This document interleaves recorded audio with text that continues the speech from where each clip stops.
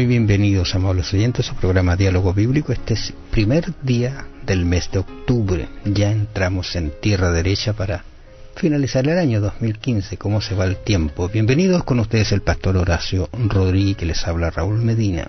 Les saludo cariñosamente con un gran abrazo, deseando que el Señor le bendiga ricamente. Los días anteriores hemos visto un poquito acerca de este Santiago, quién era, cómo es predicador del Evangelio, las alusiones que hace tan grandes a la fe, ¿no es cierto? Porque a veces lo catalogamos solamente como el hombre que habla acerca de las obras, pero no es así. Y ahora empezamos un poquito a entrarnos ya en esta misma epístola, puntualmente la de Santiago, el versículo 1:1, donde él menciona a quién le dirige la carta. Así es, dice: Santiago, siervo de Dios y del Señor Jesucristo, a las 12 tribus que están en la dispersión, salud. Ahora, esto es una epístola universal en el sentido que no tiene un destinatario puntual, sino va, como dice él, a las 12 tribus. ¿Cuáles son las 12 tribus? ¿A qué se está refiriendo Santiago con esto de las 12 tribus? Uno tiene que ver un poquito a la historia.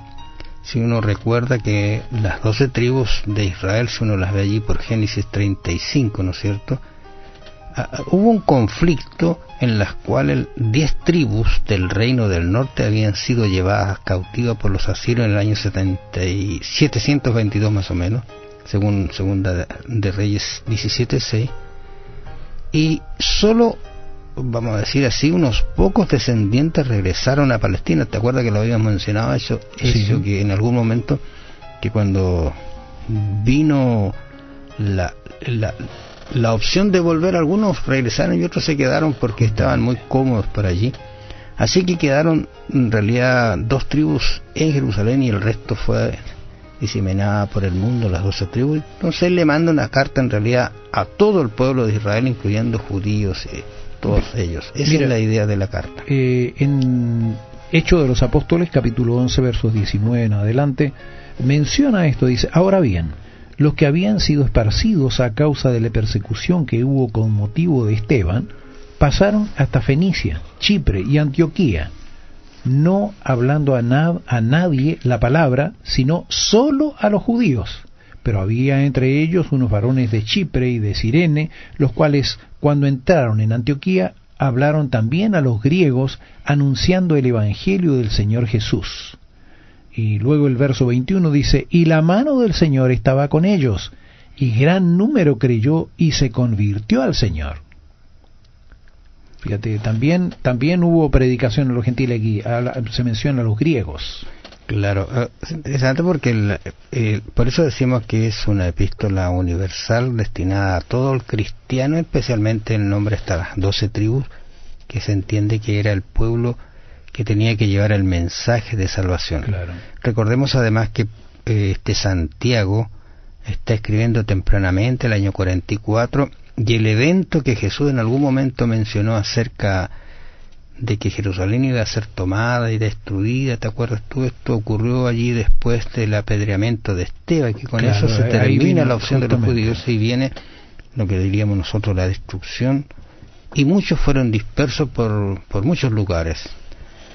Pero lo interesante es que habían, quizá un detalle, Horacio, estas 10 tribus que se fueron, lamentablemente, prácticamente desaparecieron, ¿no? En la historia, lo que nosotros conocemos hoy día como el pueblo de Israel, el pueblo de Dios, en realidad son los que se quedaron en Jerusalén, 2 tribus allí. Ahora, pero sí hay unas menciones de personas, por lo menos en la época de Cristo aún se mencionaban algunas de las tribus, ¿no?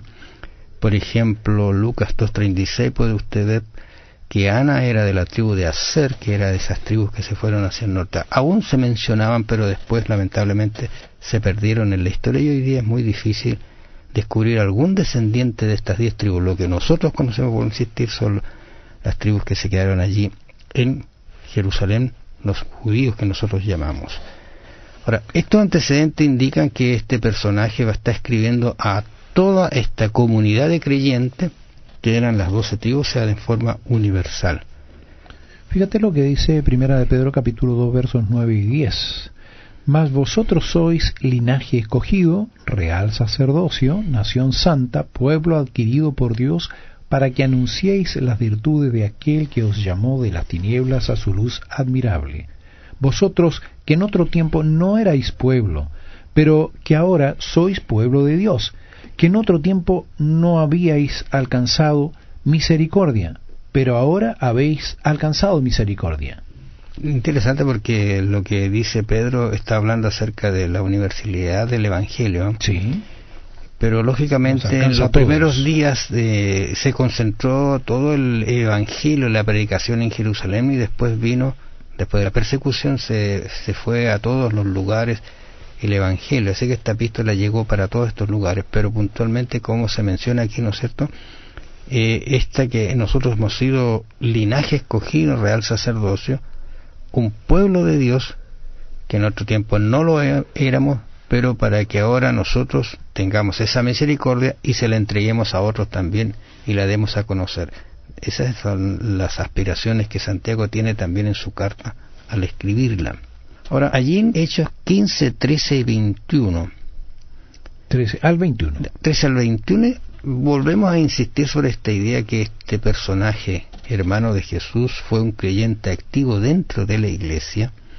Dice puntualmente el versículo 13, y cuando ellos callaron de la discusión que había, sí, Jacobo respondió diciendo, varones, hermanos, oídme. Interesante, porque él se para con una actitud, ¿no es cierto?, de director, de jefe, qué sé yo.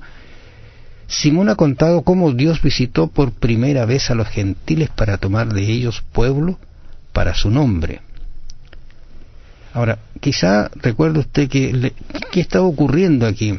Lamentablemente la predicación se estaba centrando solamente en los judíos, en el pueblo, digamos, de Israel, pero Dios quería que salieran y lo llevaran a todo el mundo, a los gentiles.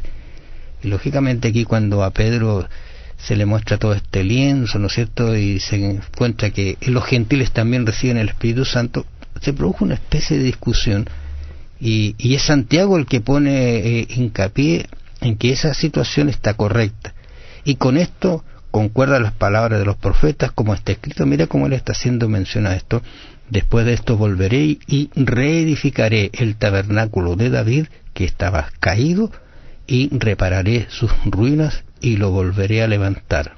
Me parece que es necesario hacer la aclaración de cuál era la situación que estaba correcta. Tú dices, esta situación está correcta, pero ¿cuál era? ¿La que incluía a los gentiles o a la que los excluía? Que en realidad la predicación era para todo el mundo, o sea, correcto, a los judíos y también a los gentiles, claro, pero le estaban colocando muchas trabas incluso para que entraran al pueblo, muchas restricciones, y Dios abrió eso de alguna manera para que se llevara el Evangelio, como lo hizo Pablo, en realidad, que fue un predicador de los gentiles, pero de improviso no dice Pablo, pero resulta que aquí el que está hablando es Santiago, claro, y está aprobando esa actitud, esa forma de llegar también a los gentiles. Y lo vimos anteriormente cuando hubo el concilio en Jerusalén. También ahí quedó en claro que no se le iba a poner más restricciones a los gentiles para que ellos entraran también. Para que vea usted qué lindo es el tema de esta epístola tan cortita, pero que nos va a traer grandes enseñanzas. Nos encontramos mañana en una nueva audición de su programa Diálogo Bíblico. Bendiciones. La palabra diáspora, que se refería a los judíos que vivían fuera de los límites geográficos de Israel, ¿está mencionando solamente a los judíos, o nosotros los cristianos también tenemos algo que ver con esto? Piénselo, investíguelo. Que el Señor le bendiga. Será hasta mañana.